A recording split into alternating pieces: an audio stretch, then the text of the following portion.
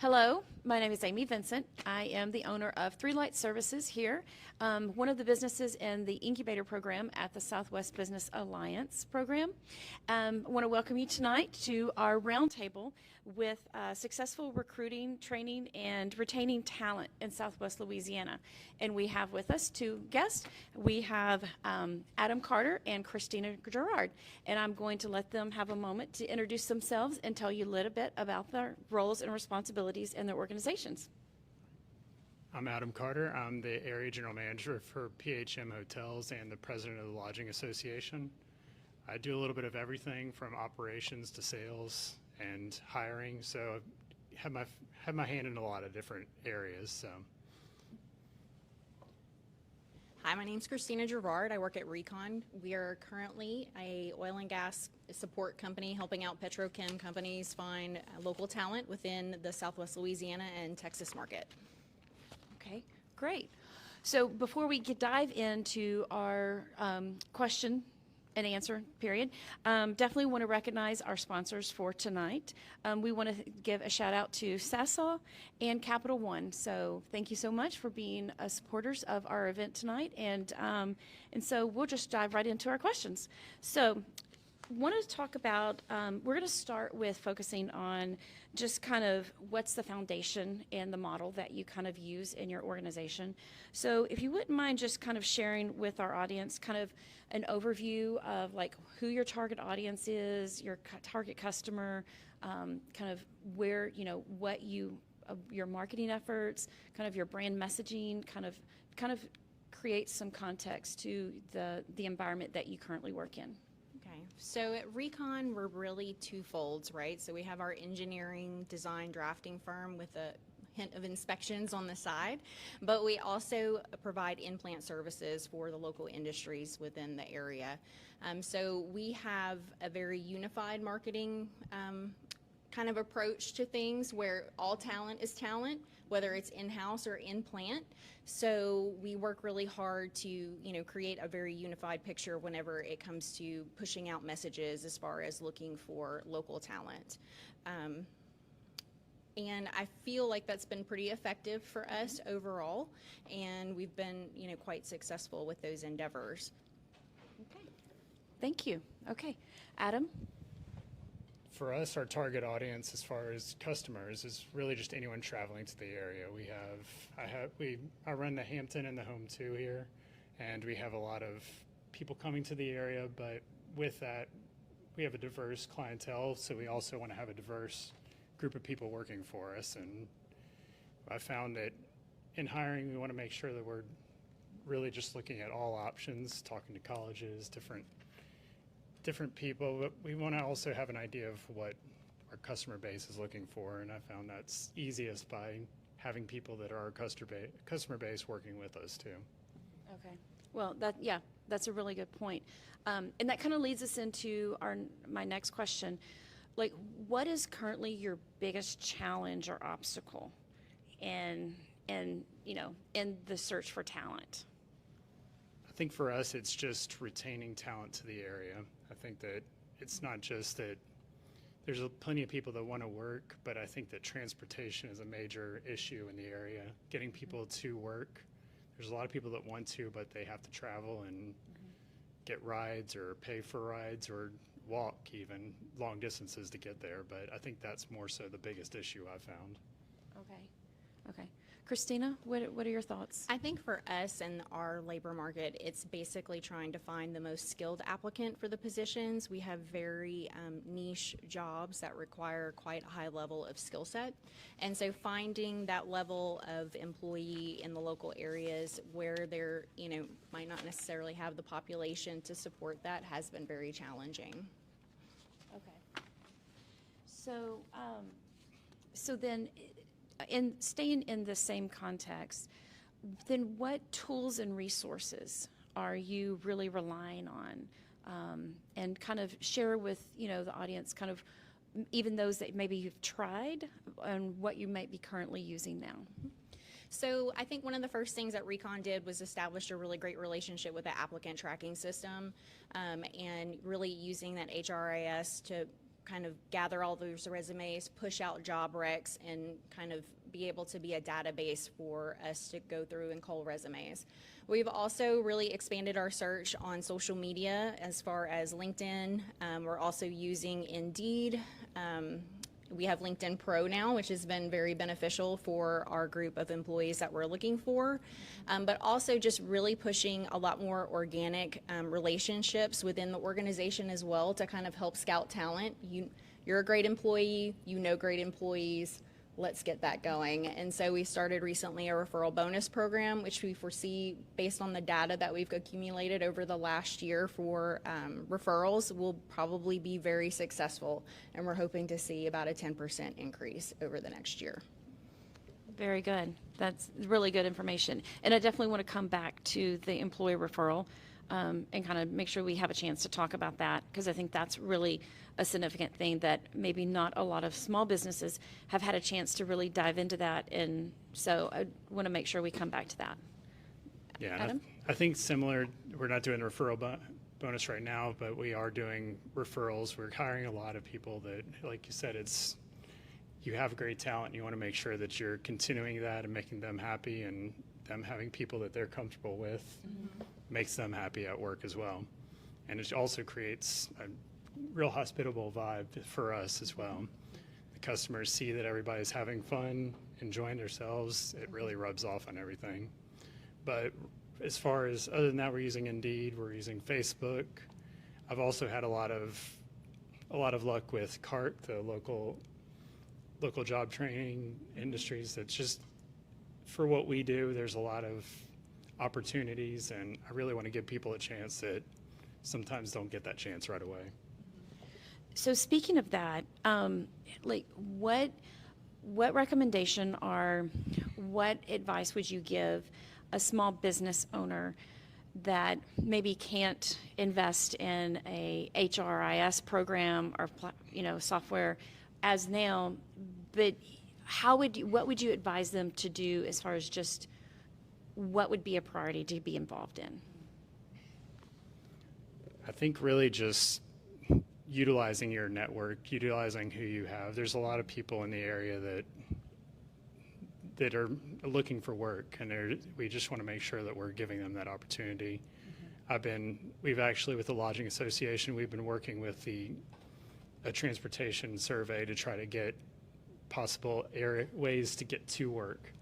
But if that comes through, then that's available for all people in the area. We just really need to work on the infrastructure in the area, try to get people ways to get to work, and just let them know that we care.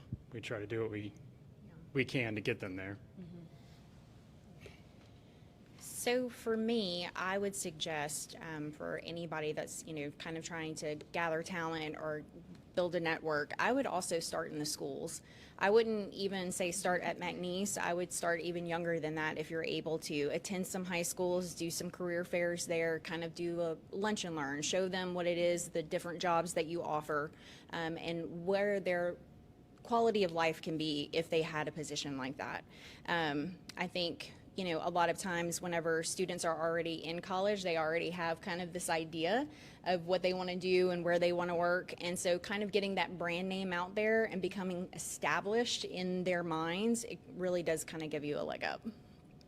Yeah, and I like that, what you said about just engaging with that younger audience, because then that also supports them and encourages and inspires them in setting dreams and goals, and also what their extracurricular activity, the leadership opportunities that they can experience at such a young age, and how that will benefit them down the road. So tell me a little bit about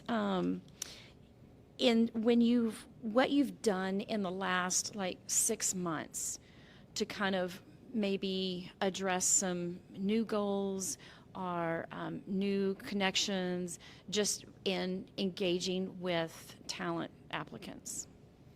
So for us, it definitely has been a push within the last 6 months to a year to get out at different job fairs. I think we really want to make sure and push the brand quite a bit. Even if we're not hiring anybody from there, at least they know that we're an option now, and they can create those relationships. And also reach out to a lot of the local schools. We've reached out not only to McNeese, but also to Sewella. We've hosted a couple of different engineering organizations at Recon, letting them have kind of a lunch and learn, and the team was able to put on a presentation. So really trying to dig down and get into the community that we're trying to really market our services to, and then also hire and attract talent. Okay. Good information. Adam? And for us, it's a little bit different as far as how we do it, but we're just getting out and there. Like, one thing that we've done in the past, again, worked with Sewella. We've worked with CARC, just different, trying to engage different people. When I started out in hospitality, I had no clue that I wanted to be in hospitality. I was washing dishes, and I was just looking for a job, but worked my way through restaurants, worked my way up. But that's what I tell everyone that's working for me, and people, even when I interview them, and said, every job opportunity that I took not knowing what the next step would be, because I never knew this would be an option at all. So. Yeah, and absolutely. I think that's, and the more that, especially from an HR perspective, the more that that's communicated into, even when you meet with applicants, and that encouraging and inspiring story of, one thing leads to the next thing is really, I think the more applicants hear that, the more that they become engaged and inspired. So let me ask you this. Share with our audience, what has been your biggest lesson that you've learned in recruitment? I think for us, it's just not every opportunity is a good one. We try to, there's been a lot of people that have tried to sell things, or that we've had different opportunities as far as trying to, some of the labor staffing companies that we've worked with. There's been great ones that we've worked with, there's been bad ones, but you also need to kind of read everything about it. You want to make sure that you're understanding how they work with you as a partner, but also how you can continue to work with the people that you're training. Because I found sometimes with labor staffing is you're training their workforce. So what I've found is some of the best ones that I've worked with are actually ones that you have the option to take them on as one of your employees. But it's just trying to, another part is just not being desperate. You want to make sure that you're not looking for just a warm body to be there. You want the right personality. And one thing that I've always been taught is that you hire for personality, you can train the rest. So I think for me, it would definitely be patience. One of the things when you're rolling in and kind of going into a company and really kind of getting your arms around what the recruiting process is there and how we've handled things historically, and then kind of moving forward, is to encourage patience, not only with yourself, but also with the entire team. Just because you have a HRIS doesn't mean applicants are going to come to it. Mm-hmm. Just because you post a job on LinkedIn or Facebook doesn't mean applicants are going to apply. And so to kind of encourage a little bit more down the road thinking, like, let's just wait 3 months, let's see how this really plays out, and then let's look at the data and see what the data tells us. That way we can actually make more informed decisions, and we're not making emotional ones based on, if it's a Tuesday at 2:00 and nobody's applied. Yeah. So. And so, speaking of that, and both of you have a wealth of knowledge and have seen a great amount of resumes. What would you say to small business owners that maybe have not seen as many resumes, right? So they might have a smaller quantity of resumes that come across their desk. What is that one thing that you would encourage them to look for on a resume? Well, I think I would echo kind of what you've said before about hiring personality before skill That does work out quite a bit, especially depending on the workforce that you're trying to bring into your organization. And so really kind of taking the time to read around more than just they're good at Excel, they can answer emails, that sort of thing. Try to get a feel for what their personality is. If it seems like they're willing to kind of go outside the box with some of their job duties, or if they've developed and been creative and kind of done some leadership at some point. Those kind of buzzwords and skills, those are things that are invaluable to any workforce at any time. And so really just, it's always good to check all the boxes as far as, bachelor's degree, all the typical things, but also read around that as well. I think also looking for transferable skills is really important. Looking for things that are similar to what you're looking for and how you can make it work towards what you're looking at.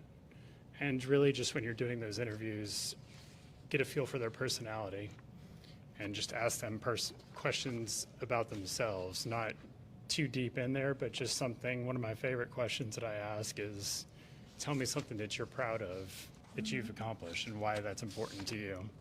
Because it really gets a feel for, and it doesn't have to be about work, just something in their life. You get a feel for who they are, what makes them tick, and then if you do hire them, you at least have a ground level understanding of who they are and what motivates them. That's, yeah, and that's really helpful because it's, first of all, it's very personal, and it's really engaging, so it kind of can disarm a lot of applicants in that nervous environment of just, you really want to know about them first as a person, that you see them as an individual, and that, skill sets can always be, put in place, but you can't change the person that's sitting in front of you. So, well, I want to change gears a little and switch over to, so go into kind of that retention aspect and focus a little bit more maybe in training. And I want to share with you a recent article that was quoted from SHRM, Society of Human Resource Management, and an article that was released this month.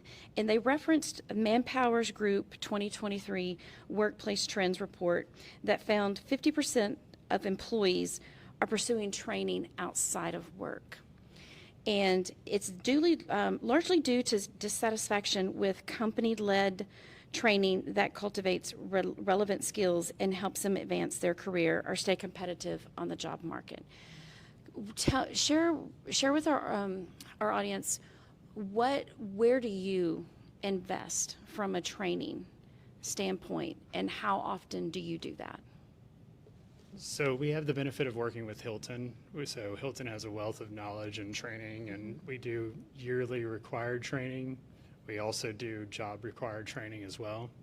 And then there's things that just come out of nowhere, that it's just new systems. We changed our check-in system, and we had to do that, something that they've had for 20 years with Hilton.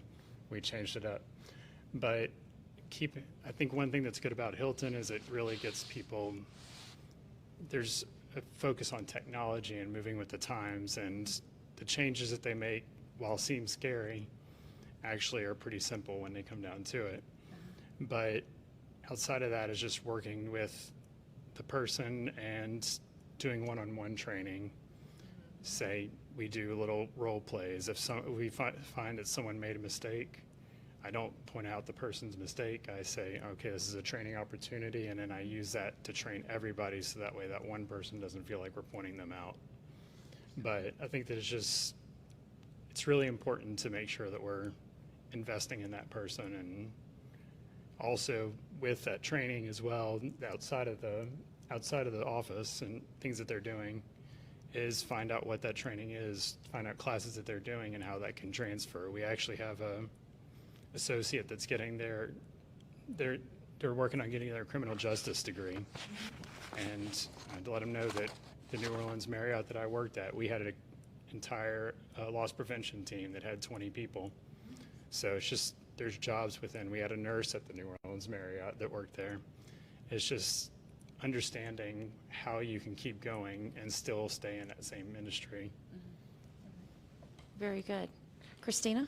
So I think for Recon, one of the big things is that we do want to build the organization as a whole to be able to work together effectively as a team. And so I know this year we are putting a very strong focus on management training and soft skills. I think that's something you kind of see within the SHRM that's been a really big push over the last few years. And so have been very lucky to have a trainer come in for that. Also, obviously, there's other software and different things like that we provide training for throughout the year. It just depends basically on the need of the organization as well as the needs of the departments. Well, then tell me, so how do you measure training, the ROI? Because obviously training isn't free, right? I mean, it is an investment. So what is that? How do you measure that ROI? What is it that you're looking for on that return? I think that's a really good question.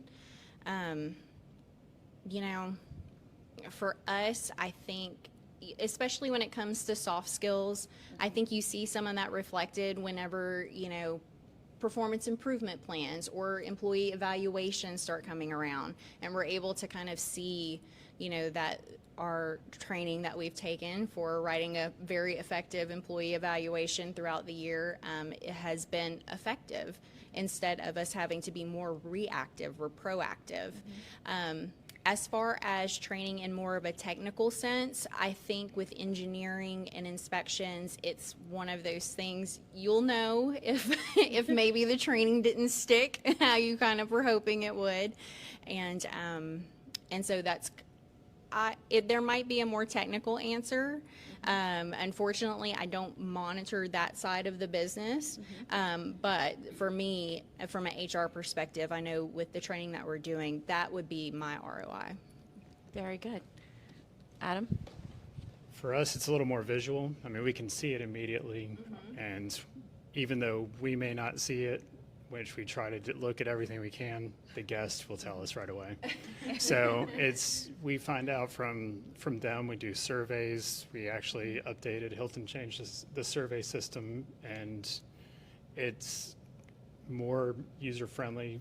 People can actually text their answers to us, and we find out within a day or two of their visit. And sometimes it's really just talking to the guest too. When they check out, every time we see them, we encourage the associates to ask them, how's their stay going? Is there anything we can do for you? And really take ownership of it. We actually started a incentive program where if they get their name mentioned in a positive survey, they actually get an incentive, $5 on their check. So it's just a way we know that they've gone above and beyond, and they're just taking care of those guests. And we know, I have one person that we have working for us, and I said, he asked if he could switch to a different shift. I told him it'd be a bad move for him because it's the Rodney show. I said, when he's there, every survey I get says Rodney. Awesome. But he says he's a great job, but also just make sure that they understand, you know, while something looks better for them, you want to see what, you know, they want to see in dollars how it works for them as well. So, well, speaking of that, what do you think are the most effective forms of training? And I know for you, being the president of the Lodging Association of Louisiana, you kind of get to see on a state level, right? What, you know, you've got that incentive right there, right, and a monetary incentive. But what from a small business perspective, the individuals that don't have access, what are some things that you could recommend? So I'm actually at the Southwest Louisiana, so not just Louisiana, not the full Louisiana, but we're actually, for what I see, we're actually just representing Southwest Louisiana Lodging Association. We represent the hotels in the area. So we do a meeting every other month, and we talk to the different general managers and sales directors, and we actually have a time at the end of it where we have the meeting, the regular meeting that you go through, but then we just say, what are your challenges? What are things that you're seeing? What are trends in the market that you're seeing? But really just communicating those with the team and making sure that they understand our challenges are not our challenges are alone. We want to make sure that they're being heard, but also, utilizing those tools to say, we do a yearly wage survey with all the lodging association teams, so that way they can opt in, say what they're paying for every position. It's completely anonymous, but we want to make sure that we're at least giving them the tools to pay people what they should be paid in the area and to get the top talent. If they choose to utilize that, that's on them. But at least you know why you're getting the right people. Very good.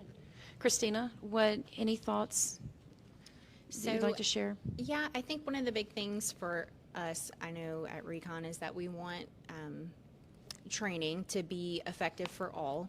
And so we try to have different methods at which each person can have the opportunity to learn something. And so we might have a person come up and stand and talk for about 20 minutes about, what it is that we need them to learn.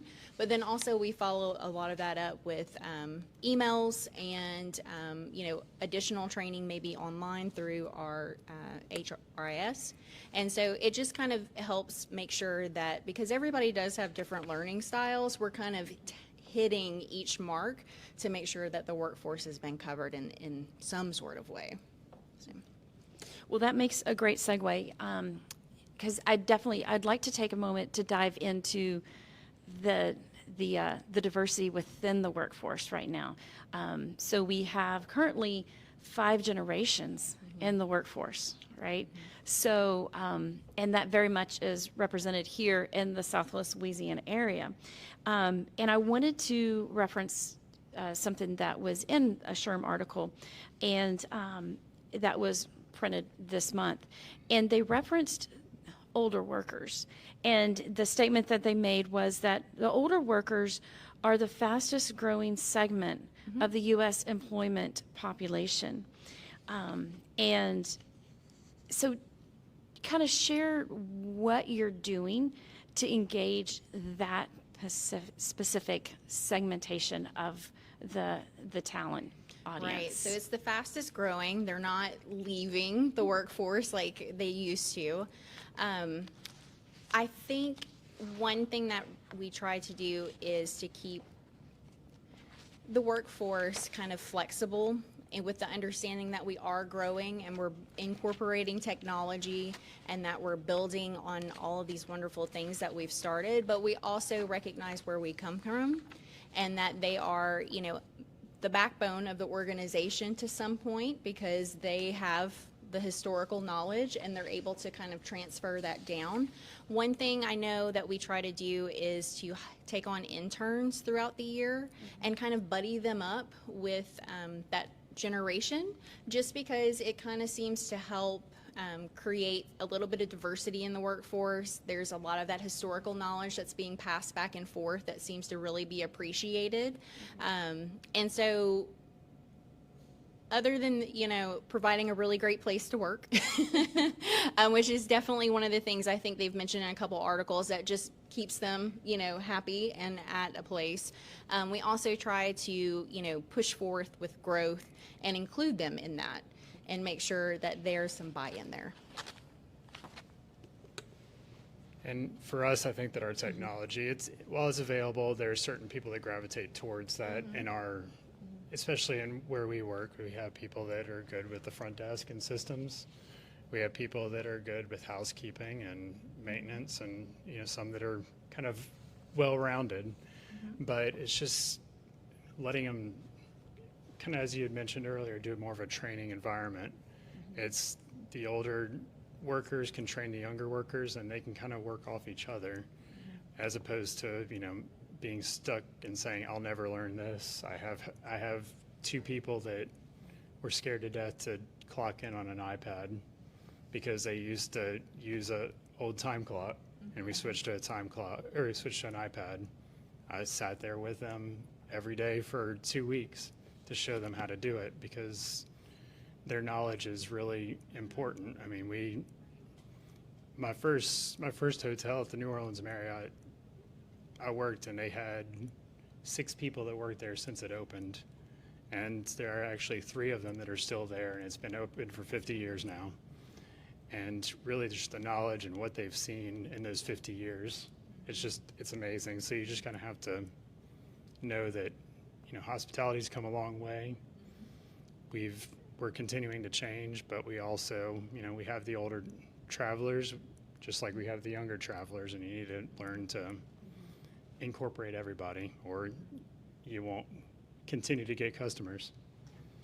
Yeah, and I want to ask you some. So in the study or the article that Sherm produced, they referenced in the group of 7 countries, Canada, France, Germany, Italy, Japan, UK, and the US, 150 million jobs will shift to workers over the age of 55 by 2030, and workers age 55 and older will exceed more than 1/4 of the workforce by 2030.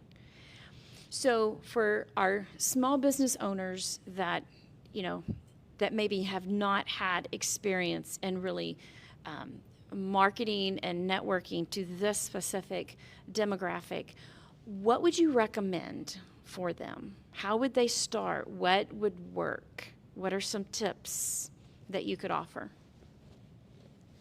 I think just being open to the possibilities that they can bring to your company.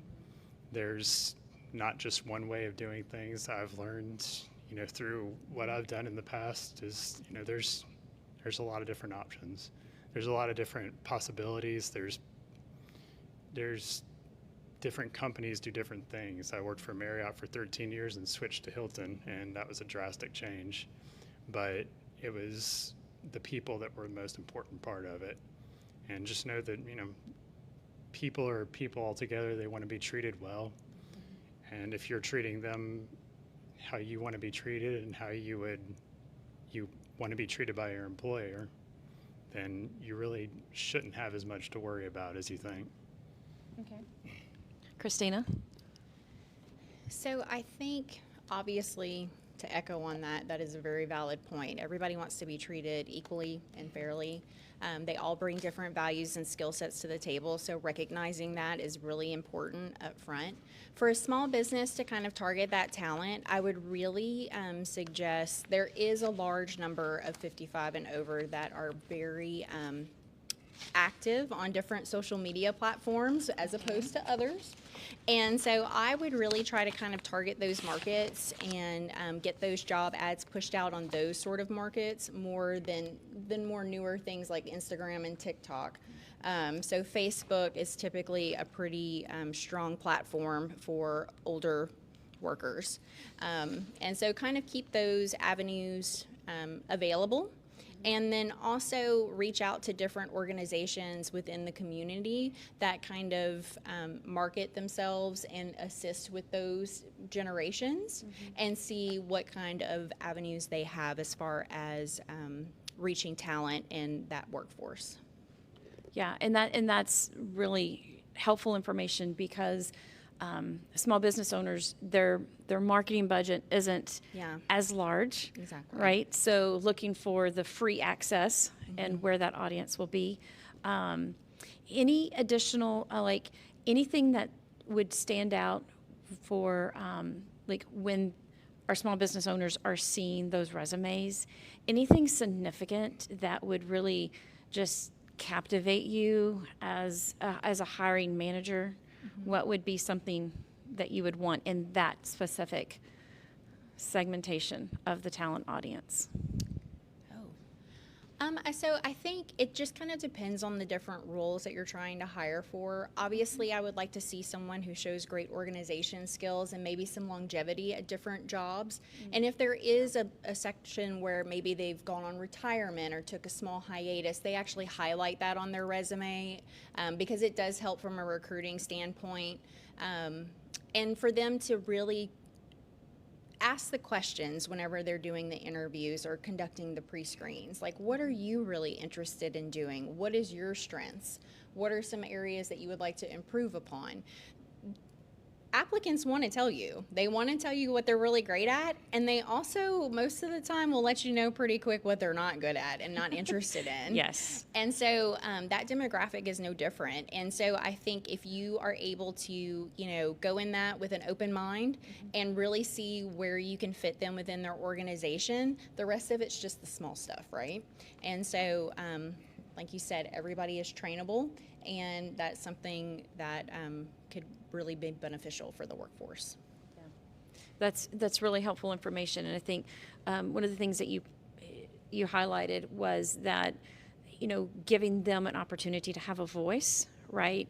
Being able to kind of dig beyond just what's on the resume and making sure that you're really connecting with them as an individual, as we talked about earlier.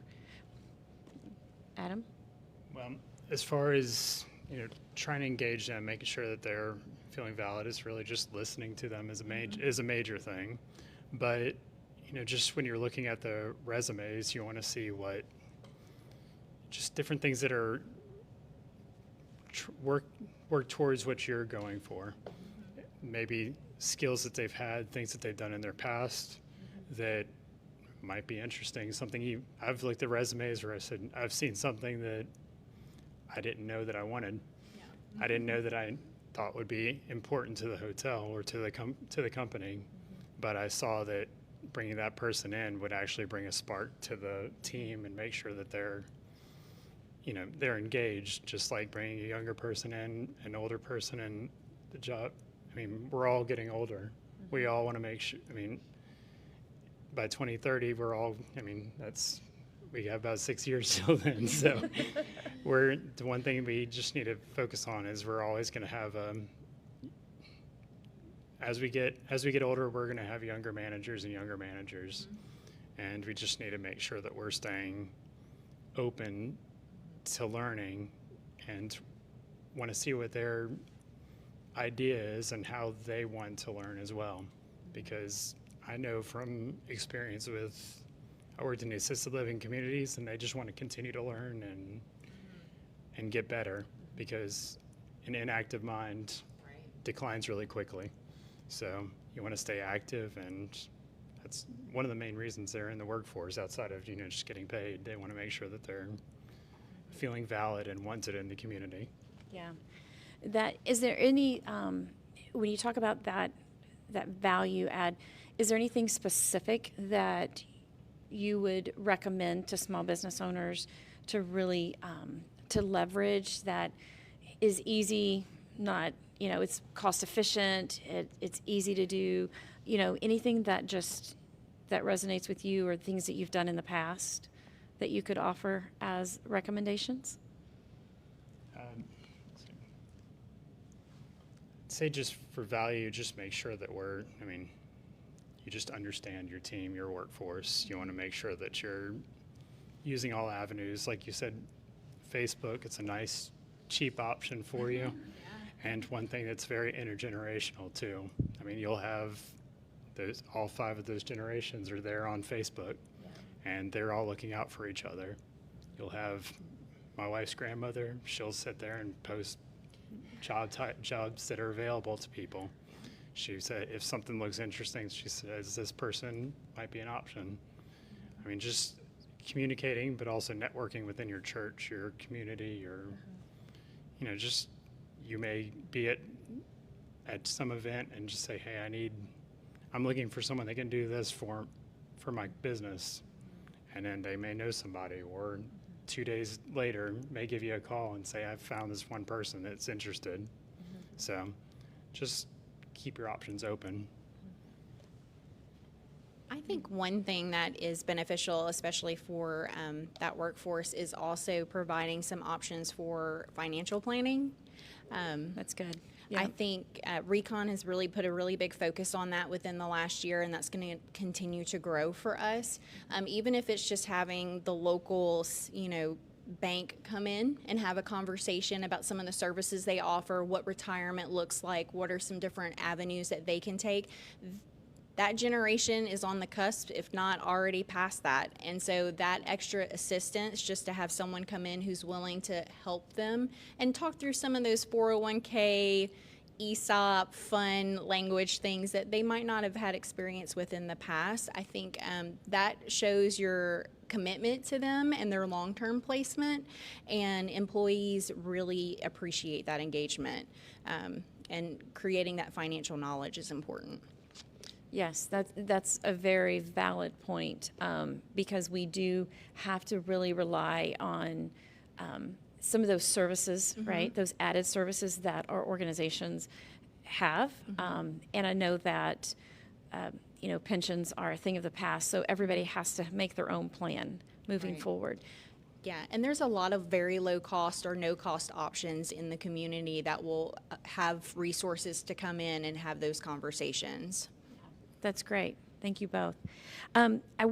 So anything before we leave off on the 5 generations in the workforce, is there anything specific that that really has been impacting you, or that any thoughts that you have as we see this shaping up in the workplace, that small business owners should kind of take notice of beyond just the graduation of that mid-age range? I think just being open with what that generation has to offer. I think it's easy in the past, it was easy to just kind of discount, oh, they're near retirement, so, we won't even worry about maybe bringing them on or having a conversation.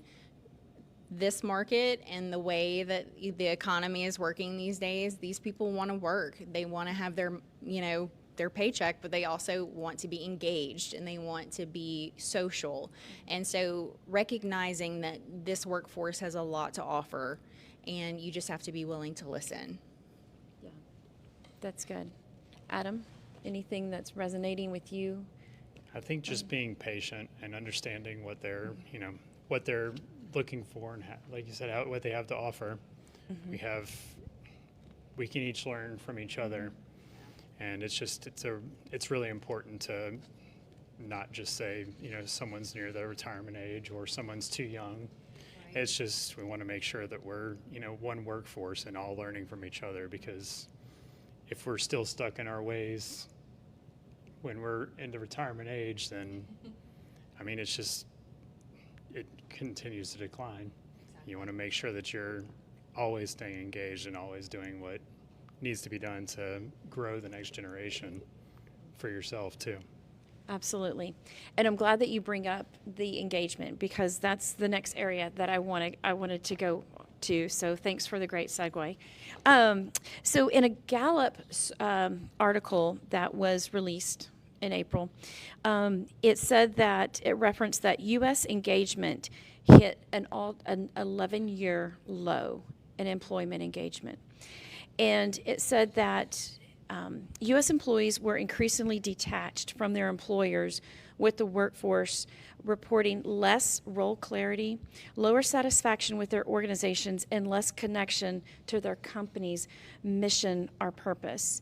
It also said that the employees feel less likely to feel someone cares about them at work.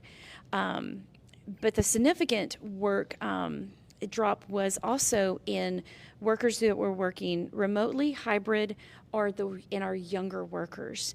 Tell me what, specifically on those younger workers, what are you doing to keep those specific employees engaged in the workplace?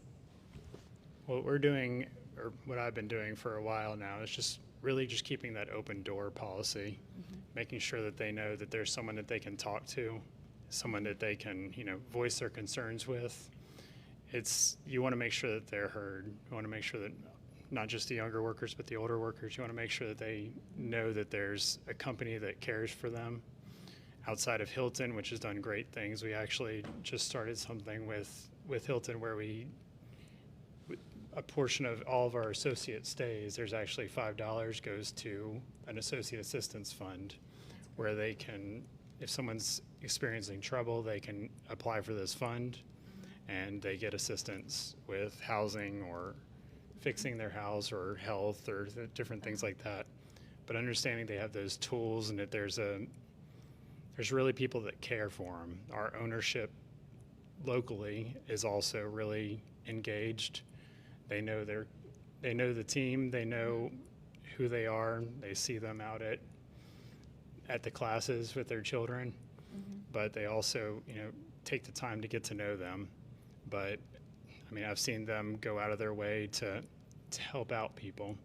My previous companies, we actually, after the Hurricane Laura, our management came down and cooked for the entire team, and we made sure that we had a place at our hotel for every associate that needed a place to stay until their house was fixed. But just making sure that they understand what not just Hilton's journey is, but what our story is and what we can do for them, and just really take that time to care about them. So I think for us, it would be the fact that we work very hard for our team to know our values and our mission, and then we live up to those expectations. We are very lucky in the fact that our CEO is still with us. He still actively roams the halls and talks with everyone. He knows everyone's name, shakes hands. We offer a lot of different engagement activities, from community service to a family appreciation day. We also have Christmas cards that are sent out that are from the CEO, as well as birthday cards. Our HRIS system is really great with announcing people's anniversaries, so it's something that it's always on the forefront of our mind, and there's always, I hate to say a celebration every day, but there's a reason to engage with a team member every day, whether it's someone online through our through Paylocity, or if it's in person through orientation, and it's about making those connections and creating that engagement. And it doesn't have to be, not always a business card or a birthday card, but it can also be just how's your family doing? How are you doing today? I saw that you had salad for lunch. What you got going on there? And so really trying to work to engage the workforce and create those connections and show that we're here for them. I think today's generations will have a little bit more of a challenge with that, being remote. You lose a lot of that connection, but I always want to encourage teams to have those daily meetups virtually. You want to engage as much as you can, have clear and concise communication, and really lay down goals and expectations that are achievable for them, and also something they can still reach for. And so by doing that, you're able to keep them engaged and keep them working towards the common goal of the organization while they're still remote. Yeah, I definitely, I think that's so critical, because, our unemployment rate, is highly affected by those individuals that are not wanting to come back into the workforce because the pandemic created that, they disengaged at that point, and they're just hesitant about re-engaging because they don't think that there's not going to be that reception and that engagement and that just welcoming them back into, the workforce changed. In closing on this, what for small business owners, what would be the main message that you would want to say to them to inspire them, that they might be struggling with engagement, or they don't know where to start, or they don't know how to do it? What would be an encouraging message for them? I think an encouraging message would just be to, really focus on your team, understand who they are, and, just to build yourself up, to build your community. We've all been through quite a bit here in Southwest Louisiana, quite a lot more than others. Yeah. But we want to make sure that we care about them, and, they want something to care for too. Mm-hmm. And they want to feel like they belong, and they want to be proud for who they work for, mm-hmm. just like we're proud for who works with us. So we want to just give them that respect, mm-hmm. and understanding that, things may not all be great every day, but we're all here as a team, and we're all here as a family. So, very good, very valid points. Christina? So I think for a small business, I would echo your thoughts about really getting to know your team and what speaks to them and what motivates them. I would also encourage you to really sometimes concentrate on the small stuff. Learn the birthdays, learn the kids' names or the pets' names. You know, talk about football, talk about baseball, talk about things that are outside of work. To kind of create that relationship to where it's more organic and it's not quite so work related. So it does create more of a family atmosphere and it makes work a fun place to go. That's relevant because, you know, everybody wants to be known, right? And more importantly, we want to create that welcoming environment in our workplace, but also that the statement, you know, people will forget what you do, but they'll never forget how you make them feel, right? So those are really great words and inspiration to our small business owners. So in closing, I just want to ask you, in a final message, for a small business owner that is just maybe overwhelmed, has questions, what would you say just to encourage them with moving forward and not giving up? What would be that message? I think that it's just that everybody is going through struggles. It's not just, it may seem like you're the only one, but everybody has their own challenges. And to really just, as a small business owner, talk to other small business owners and other leaders in the area, because you'll learn that everybody's going through similar struggles or different ones, and you may be able to help them out with something that they're having trouble with, just the same as they could help you out. But don't suffer in silence is probably the most important thing. Make sure that we all know. I mean, we've had so many businesses in the area close down because of not having the support that they need. And they're great businesses, and businesses have done well in other cities, but we want to support our local entrepreneurs and our local businesses and not just tear them down, because we're all here to make the community better. Yeah, that also speaks to the value of the Southwest Business Alliance, right? It is that community of connection, right, that we are here to support each other. So I think that's a great parting message. Christina? For me, it would definitely, I want to encourage them to join local organizations that align with your values. So like the Alliance or the Chamber, there's a lot of different resources and a lot of ways that you're able to connect within the community and really get to have access to a lot of different resources.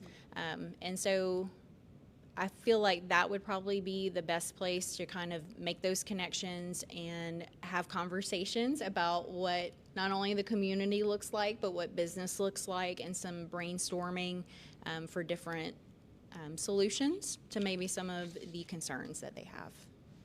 Very good, yes. And those, outside those professional organizations and resources, we have, and sometimes it takes connecting within the alliance to find out which organizations would really be a value add, right? We've referenced, SHRM, which from an HR perspective is such a value add and has so many resources. It's hard to be in an HR role without utilizing that particular agency. So thank you so much.